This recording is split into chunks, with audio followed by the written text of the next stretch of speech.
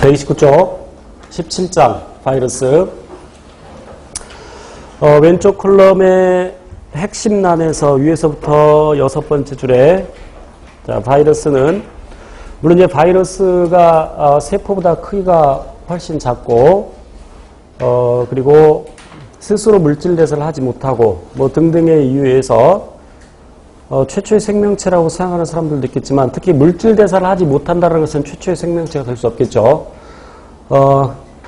그래서 바이러스가 그 6번째 줄에 플라스미드나 세균의 플라스미드나 또는 트랜스포존에서 진화된 것으로 생각된다.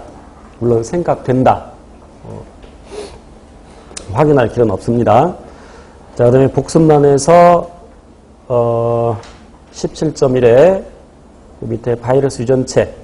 바이러스 유전체는 DNA인 것도, 그러니까 바이러스의 종류에 따라서 DNA를 유전물질로 갖는 것도 있고 RNA를 유전물질로 갖는 것도 있고, 생물의 경우에는 유전물질은 DNA인데 그 생물의 DNA는 이중가닥으로 되어 있는데, 그러나 바이러스의 경우에는 단일 가닥인 것도 있고 이중가닥인 것도 있고, 그 다음에 RNA도 세균의, 다시 생물의 RNA는 대개 한 가닥으로 되어 있는데 바이러스의 경우에는 한 가닥짜리 RNA인 경우도 있고 두 가닥짜리 RNA인 경우도 있고, 그리고 바이러스 유전자는 대개 단일한 선형 또는 원형 핵산 분자에 포함되어 있다. 그 다음에 캡시드와 외피, 네 번째 줄 뒤에 바이러스 외피는 숙주세포의 막에서 유래된다. 그래서 바이러스의 단백질과 당단백질을 포함하는데, 바이러스의 단백질과 당단백질은 지가 만드는 것이 아니라 숙주세포에서 만들어주는 것이죠. 그 다음 줄에 뒷부분, 일부 바이러스 입자에는 소수의 바이러스 효소가 포함되어 있다. 대개 바이러스는 효소가 없지만 일부, 이를테면 HIV처럼 역전수 효소를 갖고 있는 경우도 있고, 그 다음에 동물성 바이러스의 경우에는 RNA 바이러스가 자신의 효소를 가지고 있죠. DNA 바이러스의 경우에는 숙주가 갖고 있는 중합효소를 이용하지만 다시 RNA 바이러스의 경우에는 자신의 효소를 갖고 있는 경우가 있다. 다음 페이지에, 오른쪽 컬럼에 제목 다음 두 번째 줄에, 그러니까 바이러스는 숙주세포에서만 증식하는데 두 번째 줄에 각각의 바이러스는 숙주 범위가 제한되어 있다. 이제 크게 보면 세균성 바이러스의 숙주는 오직 세균, 그 다음에 식물성 바이러스는 식물, 동물성 바이러스는 동물. 그런데 동물성 바이러스라 하더라도 더 구체적으로 숙주가 정해져 있다. 물론 때에 따라서 그 숙주가 옮겨져 가는 경우도 있죠. 자, 그 다음에 바이러스의 생활에서 일반적 특징에서 네 번째 줄에 DNA 바이러스는 주로 숙주의 DNA 중합효소를 이용하여, 중요합니다. 사실 유전체를 복제하는 반면, 그 다음 내용을 놓치기 쉬운데, RNA 바이러스는 바이러스 유전체에서 합성하는 RNA 중합효소로 RNA 유전체를 복제한다. 그 다음에 복제가 끝나면 바이러스 핵산과 캡시드 단백질은 조립은 저절로 일어난다. 조립은 저절로. 그래서 숙주세포 안에서 새로운 바이러스자를 형성한다. 이제 파즈라는 것은 세균성 바이러스를 얘기하는데 용균성 생활사와 용원성 생활사를 가지고 있다.